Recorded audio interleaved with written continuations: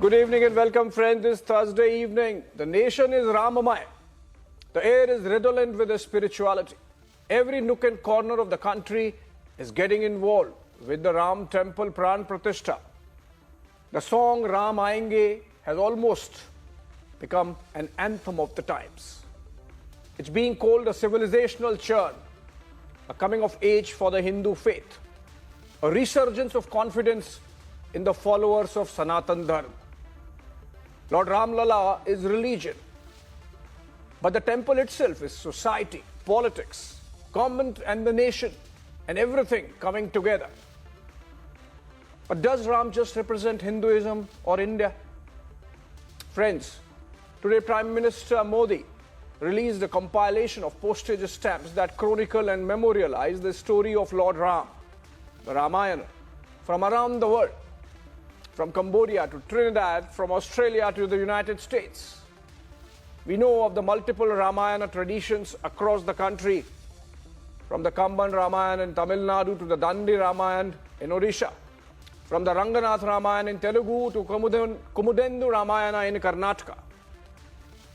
But the story of Ram traveled around the world, as the postage stamps compilation shows. It's a major soft power push moment for India. For the Ramayan, like the persona of Lord Ram, did not travel to comfort or to proselytize. It just traveled as an ideal, like Lord Ram. Today, we are just going to focus over the next 1 hour on Ram for the world and world for the Ram. There would, of course, be the political debate at 10 p.m. Let me introduce the two conversations we are going to have. All right, debate one, or more a discussion, where a panel of guests would be joining me from around the world, from Sydney to Seattle, from Mauritius to Malta. The world celebrates the Grand Ram Temple. That's debate one.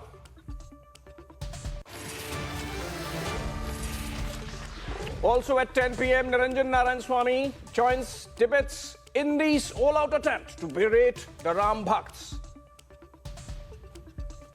All right, friends, as the Prime Minister released a compilation of postage stamps that chronicle Ramayana from different countries, one can see India's soft power projection and influence across the world. One can see how Lord Ram and India's history are intertwined and how Diwali unites India, Lord Ram unites us with wider region.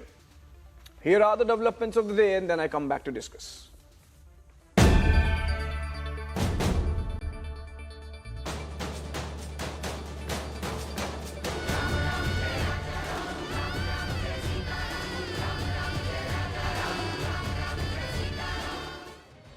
A Diwali in January, an event held once in 5 centuries. The entire Lata Mangeshkar Chowk, hundreds of people have come out. They are just out with their family members. They are just out and outside of the darshan as well. In fact, this is the road that leads towards the temple. And that is why we also see a lot of movement of the devotees as well. Vehicles like this one that have come not from Ayodhya but from Nagpur, from length and breadth of the country in fact. And these are people who have come from a Padyatra. They have also, walked alongside of this entire vehicle. An event necessitating its own commemorative stamp.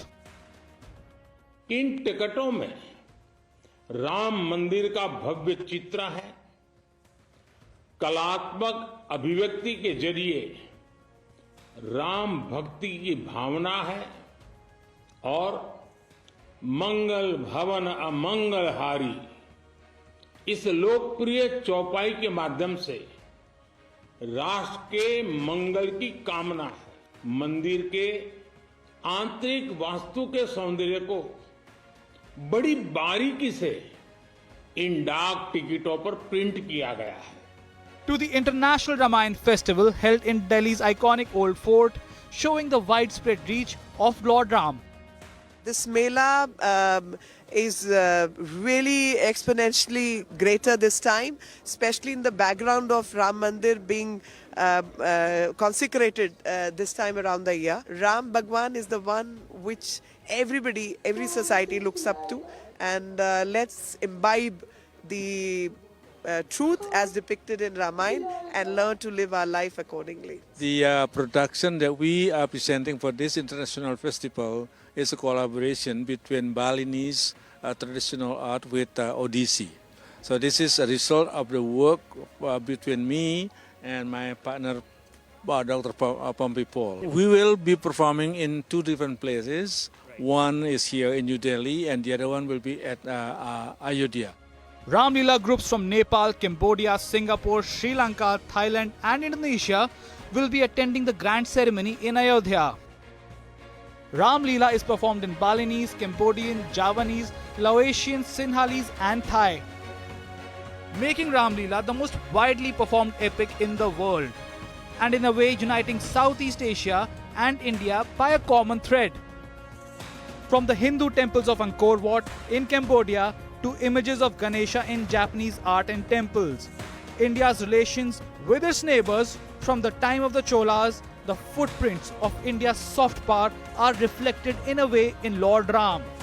As the PM mentions Ramayan in other countries, we see how Act East has always been a part of our being. Let's discuss.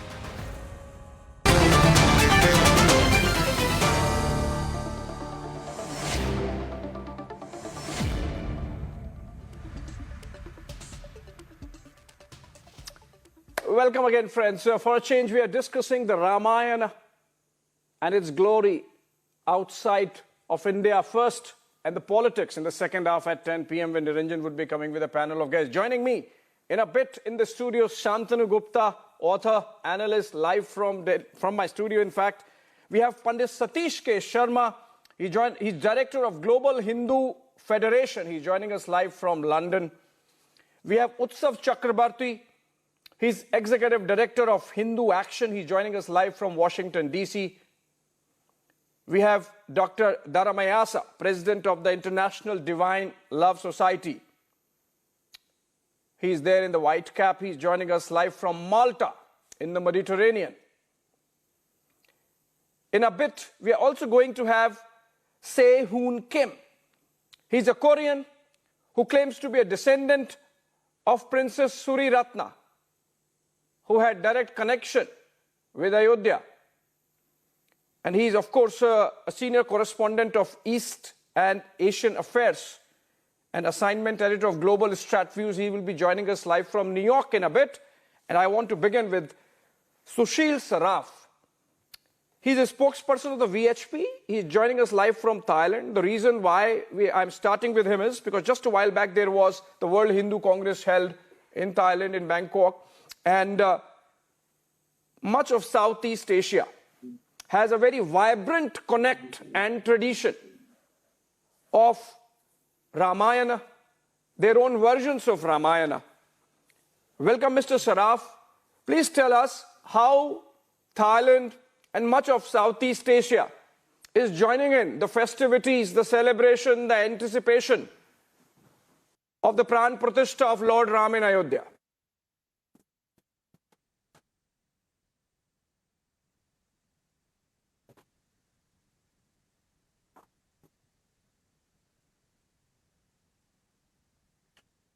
Mr. Saraf, are you getting me? Are you getting the audio, Mr. Saraf? I think there is some issue with the audio, so I'll go to Mr. Dharamayasa. He's joining us live from Malta. Mr. Dharamayasa, are you getting me? Yes, yes. My question is, how is your part of the world soaking in, joining in the very momentous occasion of the consecration of the Ram temple, the Pran Pratishtha of Lord Ram Lalla in Ayodhya?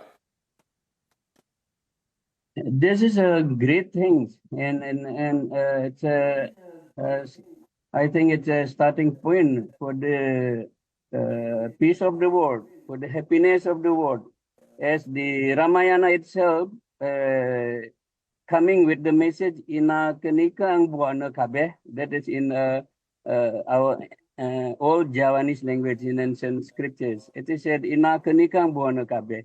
The purpose of Ramayana is to make people happy, to make the world beautiful.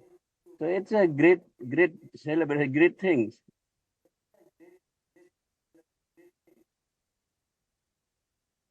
All right, and are you having events? Are you going to market with some festivities? What are you going to do on January 22nd? Our Balinese dance, Indonesian Ramayan dance is going to go there to celebrate. Ayodhya. It's our celebration, not India's celebration. Our celebration. We are together with this celebration. Yeah, our celebration, not just India's celebration. Let me go to Mr. Satish K. Sharma, Director of the Global Hindu Federation from London. And I'll see if the audio of, I'll ask the PCR to connect the audio of Sushil Saraf also. Pandit Satish Sharma ji, if you're getting me, I'm speaking to Satish Sharma in London now. I'm speaking to Satish Sharma in London now. Jai Shri Ram. Please tell us, how is it going to be marked in the United Kingdom, and is it just going to be an affair within the Hindu community, or others are also joining in, Mr. Sharma? Well, as I said, Jai Shri Ram to everybody. Let me share with you, only 2 days ago, Jai Shri Ram was heard in the British Parliament, where Hindus had gathered with non-Hindus to commemorate and to celebrate the appearance and hopefully the beginning of a global Ram Rajya. I'm going to also share with you, I'm actually speaking to you from Switzerland today.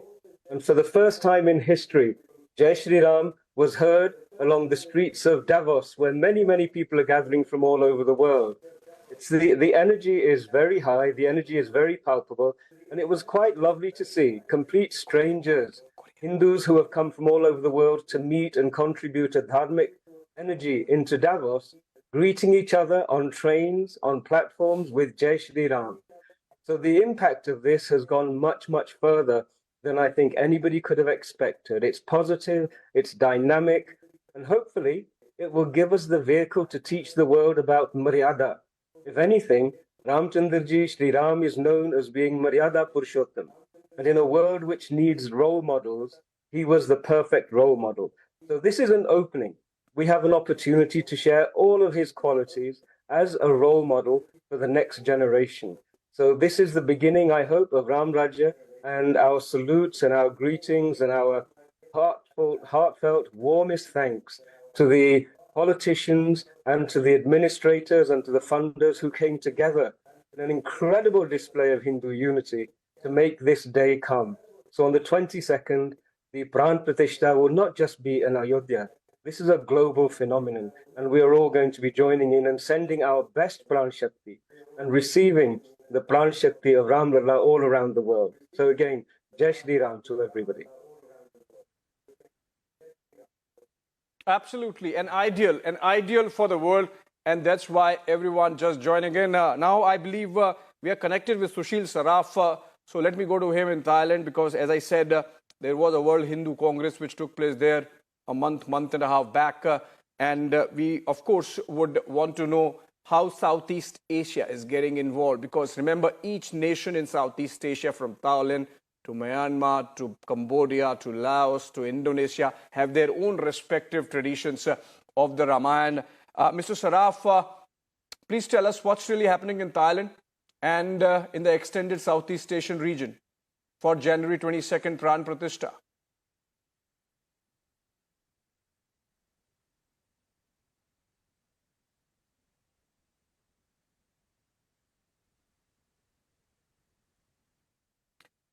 Saraf साहब, आपको आवाज आ रही है? सुशील सराफ जी?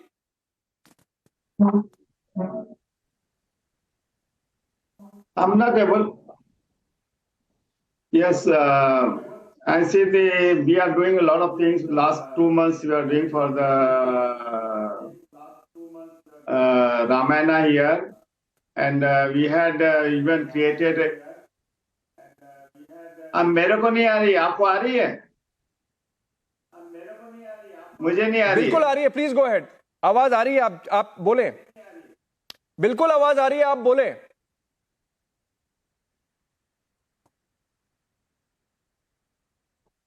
Please go ahead, please go ahead.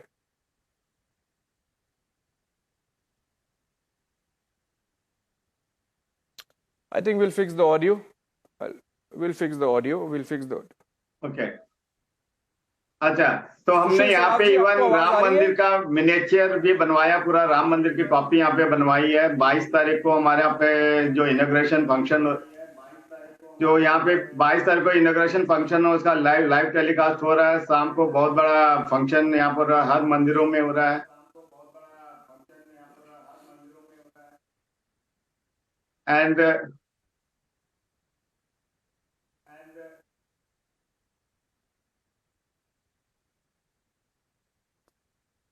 Please go head, बोलिए आप, बोलिए। Thailand के लोग कैसे इन्वॉल्व हो रहे हैं, इंडोनेशिया के लोग कैसे इन्वॉल्व हो रहे हैं, बोलिए आप।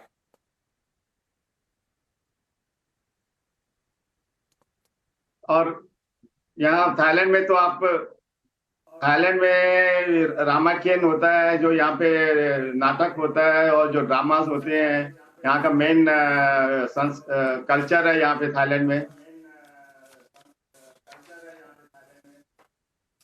हाँ, थाईलैंड में सब कोई कुछ न कुछ अपने ढंग से कर रहे हैं, और सब जगह राममय हो रखा है। और ऐसे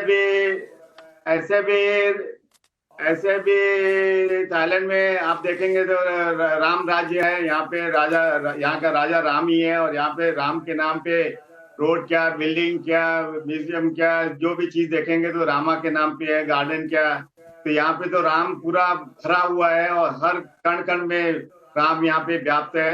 और यहाँ के लोग अपने इंडियन डायस्पोरा बोलिए पूरे राम में लगे हुए हैं। ऐसे माहौल जो राम में यहाँ पे अभी इतना पहले नहीं था, जितना अभी बहुत ज्यादा दिख रहा है जब से ये राम मंदिर बन रहा है। और इतना उत्साह यहाँ पे राम मंदिर बनने का कि उसको हम बयान नहीं कर सकते। थाईलैंड ही क्या, कंबोडिया बोल लीजिए, लाओस बोल लीजिए, इंडोनेशिया बोल लीजिए, इवन साउथ ईस्ट एशिया में कोई भी एरिया बोल लीजिए, वहाँ पे राम के बारे में बहुत ज्यादा है। बिल्कुल, और बहुत ज्यादा है यहाँ पे उसका प्रभाव, और लोगों में बहुत ज्यादा खुशी है। Gee, on that note, I think I'll go to Washington DC, from where Utsav is joining us. Utsav is someone who's at the forefront of many events that are being organized across United States. One was organized in Washington DC, in fact, at the Capitol, where many of the congressmen joined in. Utsav, if you could share with viewers in India, what's the sense of excitement that you got in that event? Who all joined, and what's really the sentiment on the ground there in Washington DC and in fact the United States about the Ram Temple Pran Pratishtha? Thank you, Abhishek. And it has been a very exciting week for us over the last couple of days. And on January 10th, we organized an event at the Capitol Hill. And the main effort of that event was to actually educate both the members of Congress and their staff on the civilizational value of Ramayan. Because for too long, this is an issue that has not been addressed in the West.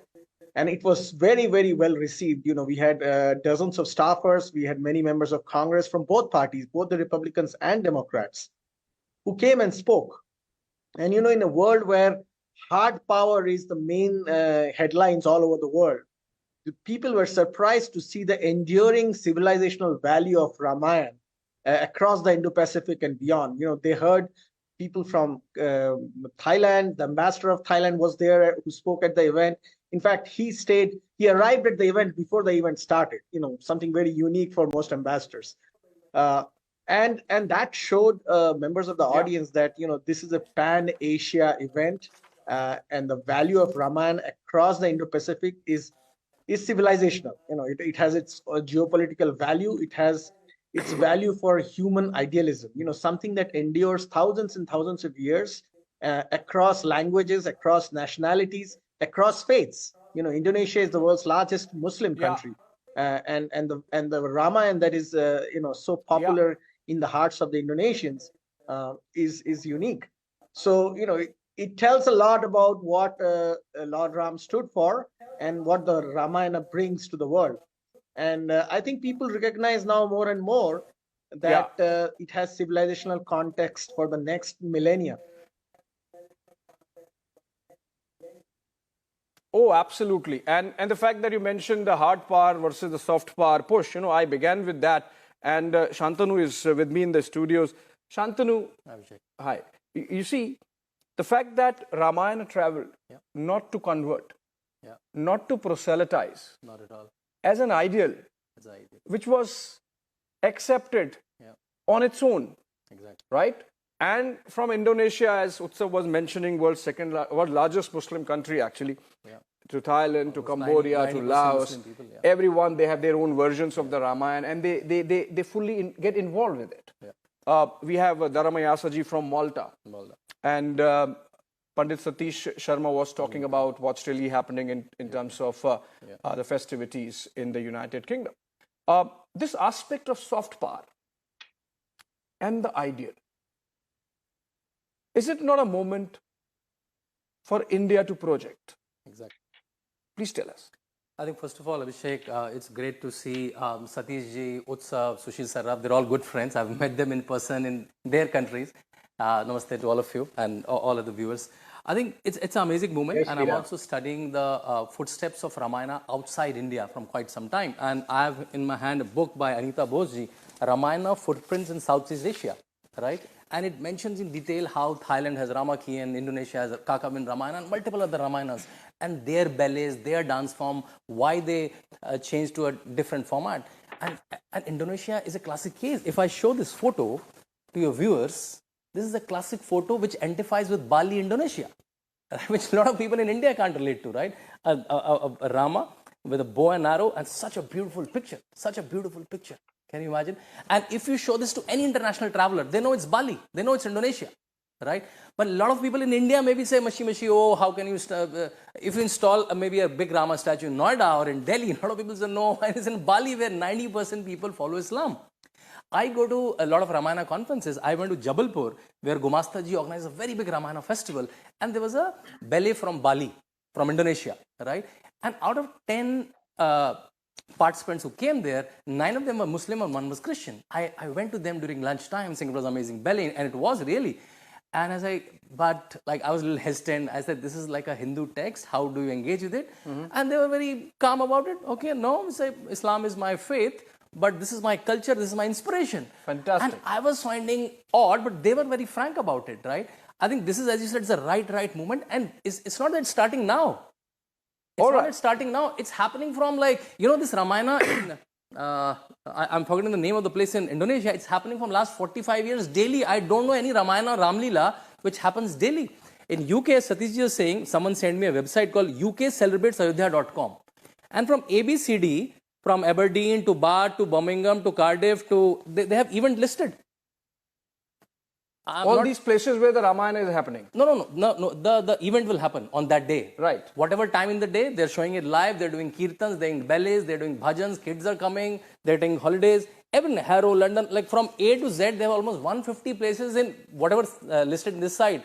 These events are happening in UK, London. Similarly, I have information from South Africa, from Australia, from Caribbeans. Fantastic. So if someone is not reading this mood, they have to be blind. Absolutely. I mean, and I'll for some part, I'll discuss politics also in the later half. Goosebumps. But you see, it's giving goosebumps, obviously. But I have a fantastic guest joining me from New York. Wow. Se-Hoon Kim. Mr. Kim, are you getting me? He is a senior correspondent of the Eastern Asian Affairs. He's also assignment head of the Global Strat Reviews. But more importantly, he claims to be a descendant of Princess Suri Ratna of Korea. Lovely. Very good evening and welcome, Mr. Kim. Good morning there in New York. Are you getting me? Thank you. Yes, I can hear you very clearly. And it's an honor to join you here. All right, let's listen from you, your thoughts on the Ramayana and Lord Ram as we build up to January 22nd, consecration of the Ram temple in Ayodhya. Your thoughts? Well, yeah, I mean, it's certainly a wonderful, wonderful news. And, as somebody who was born outside of India and as, in a sense, a non-Indian and as a Korean, it begs the question, what does it really have to do with any of us? Well, in reality, it has a lot to do with us. For example, the story of the Ramayana itself teaches us a very valuable lesson in the sense that it teaches us the importance of unity, but more importantly, it teaches us the reminder that the world may not be a happy place all the time, but there's always good that's fighting back against it, against the evils that exist in there. To talk a little bit about my background, my last name is actually Kim, and our clan, the clan that I belong to, is the clan of Kime, which are who are the descendants of the Queen Suriratnam, who once lived in Ayodhya.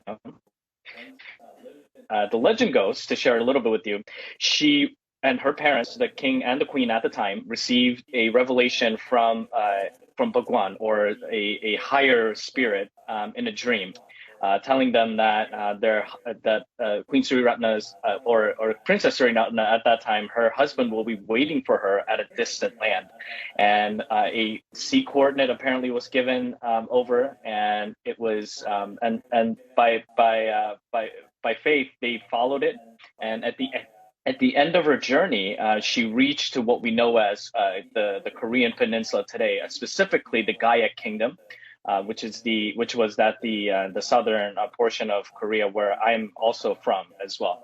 And so, and for some reason, the emperor, or the king of the southern kingdom at the time, King Suro, actually received her, as he also received the revelation from a higher being at that time, that his wife arriving on the shore. The legend goes that they were somehow able to communicate with each other, and they married, and she actually became the first Indian empress to ever exist in Korean history.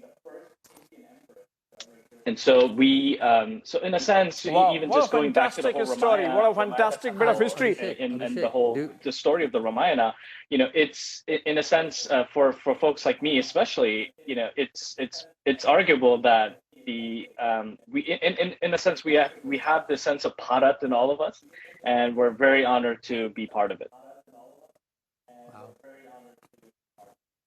Beautiful, that sense of Bharat in Korea.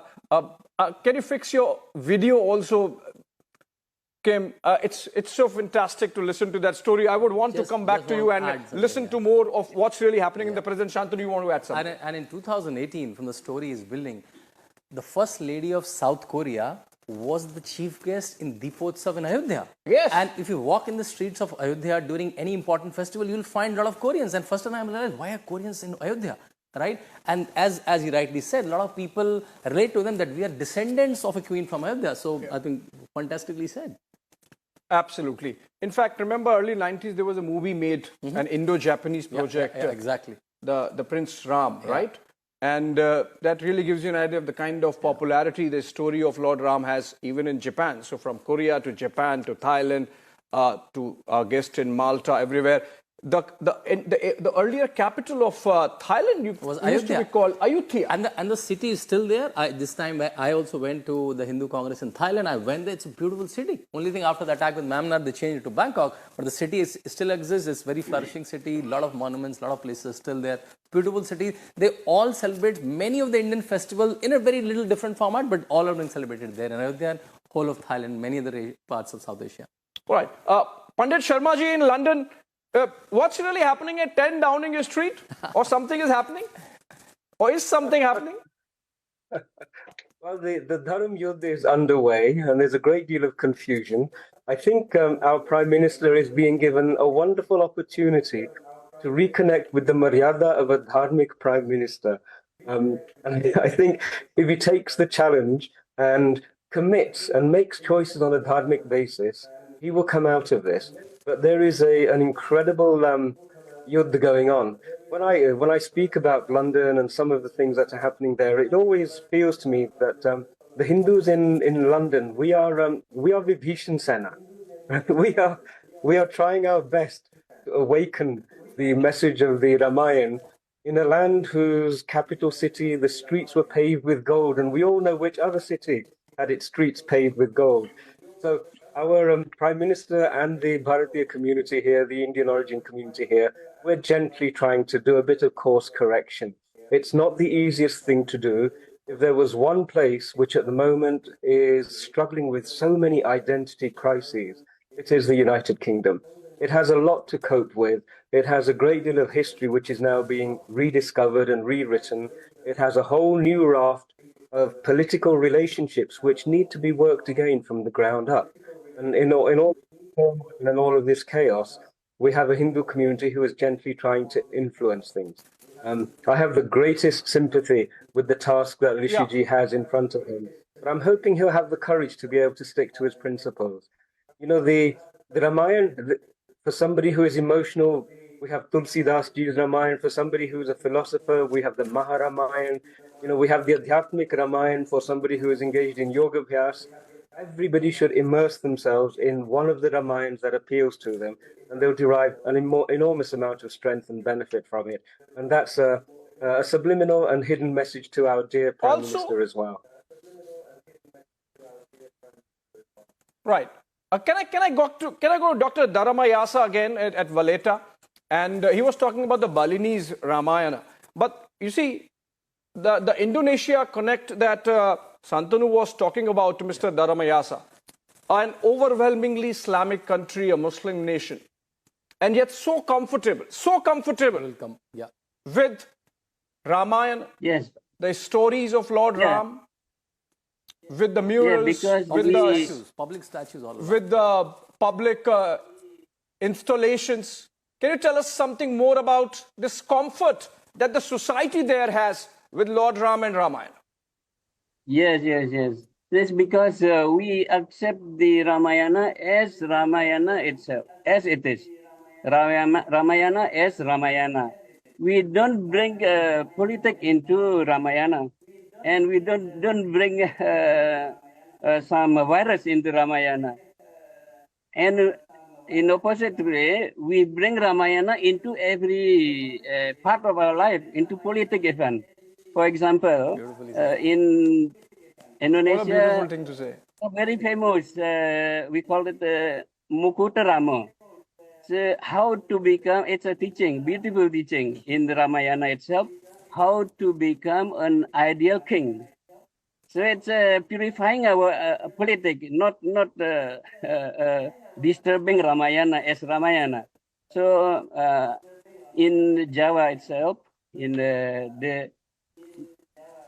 previously it's called Ayodhya, and from Ayodhya became Ayodhya, and Jogja. Now it's the city of Yogyakarta, where we perform Ramayana every day, and every full moon you will see more than 200 artists perform Ramayana at the big temple, Mahadev temple, Prambanan temple. And none of them are Hindu. All non-Hindus playing that. And they don't think that they are performing something belonging to others. It's belong to them. And it's our blood.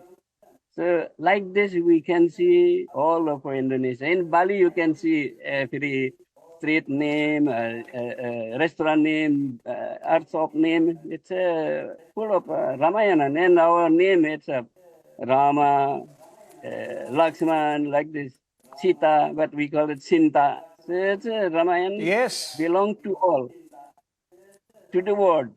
Like Ayodhya, you have Ayodhya. Ram, of course, belongs to all. It's an ideal. In Indonesia, you have this Ayodhya.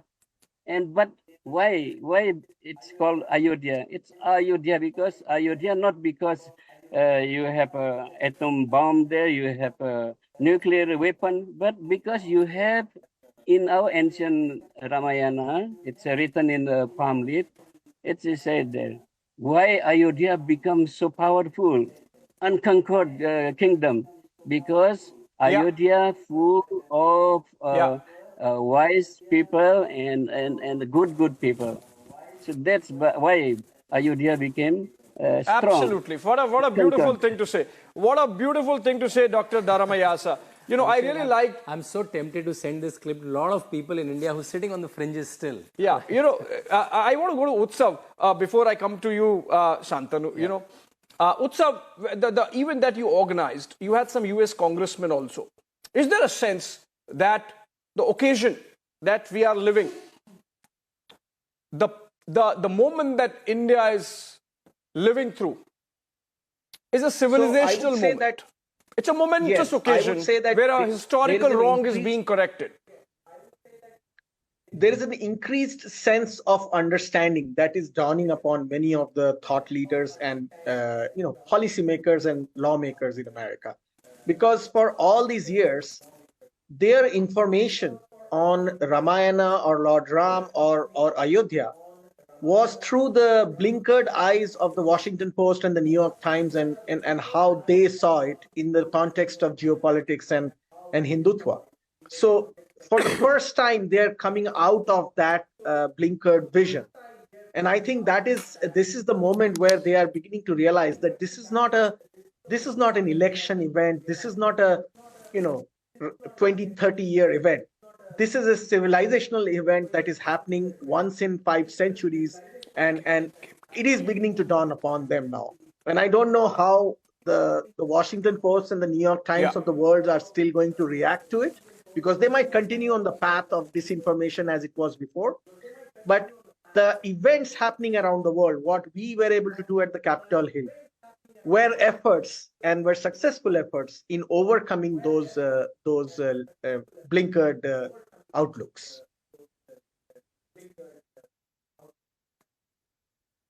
Okay, I am told Kim is back, so I want to go back to Kim. Kim, you were giving this beautiful, beautiful narration of the history behind the Ram Connect, the Ayodhya Connect, the India Connect of Korea. Please share with us and the viewers in India, what's the connect in the present? How does Korea, people of Korea, the royal family there, the elite, the common masses, how they connect with India and Lord Ram, and are they emotional about this event that's happening, the consecration of the Ram temple, which has waited for almost 5 centuries? Well, I can tell you for sure that there is a lot of interest within for India in general, within South Korea, and of course, the opening of the Ram Mandir temple would be one of them. I would say to a growing community. But more importantly, the story of the Ramayana itself, and even especially my own background with the story of Queen Sri Ratna, is actually becoming slowly but surely becoming a very strong bridge between the two nations, and even I would say even between the two the diaspora communities, right? So as you've seen in our Ramayana event, I was there as a Korean American. I mean, it is touching all of us who know about the story, who got to appreciate the story. And might I even say, we actually were able to, and because of Utsav's great efforts and all as well, and as well as other Hindu Actions team, we were able to have 2 gentlemen from 2 sides of the world that are who actually were responsible for really preserving these 2 stories. We had someone from the Bamyan province in Afghanistan who was actually responsible for protecting the Bamyan Buddhas. And he himself actually vowed to protect all Hindus, Buddhists, Jews, and Christians in his region because all of it needed to be protected. And he actually said during the event that Hindus and Hazaras, and himself is a Hazara, we are brothers and sisters, and through this story, let us be united even stronger. We also had and his name was Mr. Ishak Mohidi, and we also had a gentleman from the Tibetan community from Ladakh, and he also said the same thing, that we are also united, no matter if we are if we may be Buddhists or Muslims or Christians or whatever it may be. That the story of Ramayana itself is a unifying factor. And it is a unifying factor because it has been a unifying factor for thousands of years. And I believe that it will be for the next upcoming foreseeable future as well. So I'll just conclude with this, is that, the opening of the Ram Mandir temple is just only a beginning for India to be bridged further into the world. It's a reminder that India itself is on the rise. And for folks like myself who are descendants of Queen Sri Ratna, or even if we may not be, who have been inspired by the India's growth for the past a couple of decades, we're proud to say the following: "Hum dil se Bharati ho," and in our hearts we hold that very dearly, and I believe that for the foreseeable future you will see a lot more people coming out, saying those words, maybe not in Hindi, but in other forms of languages, genuinely from their hearts. So I'm excited. I'm very excited to see the fruition of all of this. Beautiful. Kim, have you been to India? Have you been to India? Yes, I have. I was there in 2015, and I actually learned the definition of hospitality from the Indian communities there. And thankfully, because partly due to the hospitalities of the Tibetan community living in India, I was able to just really immerse myself with what India was. And I'll also just say this about India is that I think everybody on this earth should visit India. At least once in their lives, and I'm pretty sure that they'll become a better person as a result of it. There's a lot of great parts about India that people should never miss out on, and I think the world can do better by learning from the great aspects of the Indian civilization and Indian history and the Indian people. Fantastic. What beautiful words, Kim. Hopefully next time when you come, you would be able to go to Ayodhya as well and pray before Lord Ram Lalla there at the temple, which is going to be consecrated on January 22nd. I believe before I come back in the last bit for the politics bit of it, Pandit Satish Sharma wants to say something. Over to you in London, Mr. Sharma. I think you wanted to add to what Kim was saying. Yes, thank you. I mean, we couldn't be having this conversation about the international bringing together of people without mentioning and reminding everybody of Honourable Minister Smriti Iraniji's visit to the Middle East, really, recently, where they signed an understanding to bring the teachings of the Ramayana into school syllabuses. And that's an extraordinary example of how the Maryada Purushottam idea can affect and bring people together and be an example without really stumbling into this difficult area of religious conflict. So there is definitely something happening. It's a global movement. A lot of very rigid boundaries, I think, are beginning to tumble in people's minds and hearts. And, we are so fortunate to be a part of this whole civilizational shift, as Utsavji has mentioned. Absolutely. Wonderful things happening, not just in India, around the world, on this front at least. And the coming of Lord Ram, actually, Shantanu, heralding those beautiful developments, of course, vis-a-vis India and the rest of the world. But what Dr. Dharamayasa said, the reason why a Muslim Indonesia is able to live with Ramayana and live it actually is because it sees Ramayana as it is. Minus Ramayana any politics. Ramayana, unfortunately, we have a lot of politics in our country. Is it not sad? It's very sad. I think, Abhishek, first of all, I want to thank you and congratulate Republic TV that we're having this conversation, right? I was in multiple channels and we're distilling the petty politics. But when you're bringing people from across, then I think viewers will be able to realize it's not the topic of Ayodhya. It's not the topic of Uttar Pradesh. It's not the topic of Bharatvarsh. It's a global topic. From Indonesia, which is an Islamic country, Thailand, which is a Buddhist country, Philippines, which is a Christian country, multiple countries from US to Southeast Asia, and now Saudi Arabia. And I was reading Barack Obama's biography, and he said, I spent my childhood listening to Ramayana and Mahabharata. This is Barack Obama. He carried in his pocket a small idol of Lord Hanuman. Exactly, and he is shown in multiple interviews. Maharaja Vajiralongkorn, who is the current king of Thailand, his title is Rama the 10th. Can you imagine Rama and his Ramarajya is such an epitome that his name has become a title now. So Rama 1 to Rama 2 to Rama the 10th. In Egypt, we have Ramses. So when I think someone has to be very unfortunate when you have the invitation to go to 22nd and you deny that after listening to all of this. I know. People I know what you're suggesting. And to have this invitation in hand, you say, I know what you're suggesting. That invitation. Oh my God. I know how unfortunate you have to be. I know what you're suggesting, Shantanu, but I will not get into it because after a break, Niranjan is going to come and discuss those aspects of the politics of the Ram temple that's happening absolutely without a break, unfortunately. But we have a beautiful conversation we have had over the last 48 minutes on what the Pran Pratishtha of Lord Ram in Ayodhya on January 22nd means. Can I give the last word to Dr. Dharamayasa? He has spoken so beautifully. Dr. Dharamayasa, on January 22nd, when the Pran Pratishtha happens, what would you be doing and what would the people in Indonesia and Bali would be doing? As we say, as I just said, it's our celebration, not India's celebration. It's our celebration. We are doing this, and on 22nd we will celebrating this in a good way, and also through dance, through puja. It's a must to do puja, and because Rama in Indonesia, it's the word to show wisdom, and even the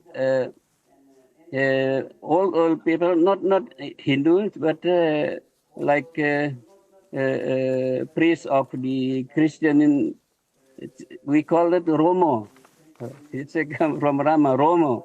It's not belong to Indian anymore, the word. It's belong to ours. So we will celebrate it in a best way we can. Through the dance, the celebration, and through the puja.